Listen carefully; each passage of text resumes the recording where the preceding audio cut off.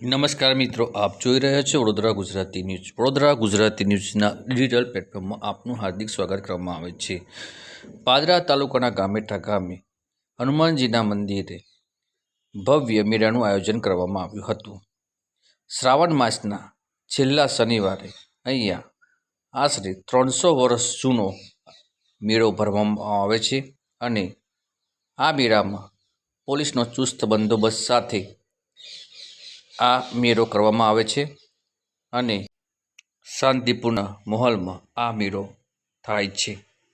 વર્ષોની પરંપરા મુજબ અહીંયા હનુમાનજી દાદાના મંદિરે મેળો કરવામાં આવે છે. ભાવિક ભક્તો ગામ તેમજ આસપાસના ગામોથી પણ અહીંયા હનુમાનજી દાદાના દર્શન કરવા પધારે છે. લાખોની ભીડમાં અહીંયા ભક્તજનોનું ઘોડાપુર મહેરામણ ઉમટી પડે છે. આ ગામેઠા ગામમાં હનુમાનજી દાદાની બાધા માટે અનેક ભક્તજનો અહીંયા આવે છે. અહીંયા હનુમાનજી દાદાને તેલનો અભિષેક કરવામાં આવે છે.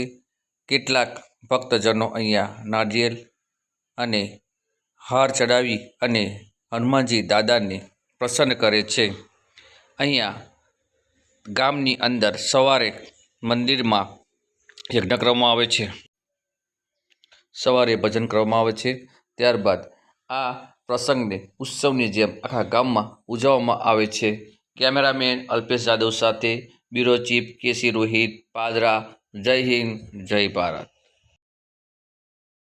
જિલ્લાના પાદરા તાલુકામાં ગામેઠા ગામે આવેલું ગૌરવવંતું તીર્થધામ એટલે મારુતિ દેવનું મંદિર. અહીંયા સ્વયંભૂ અંજની માના ખોળામાં હનુમાન દાદા બિરાજમાન છે.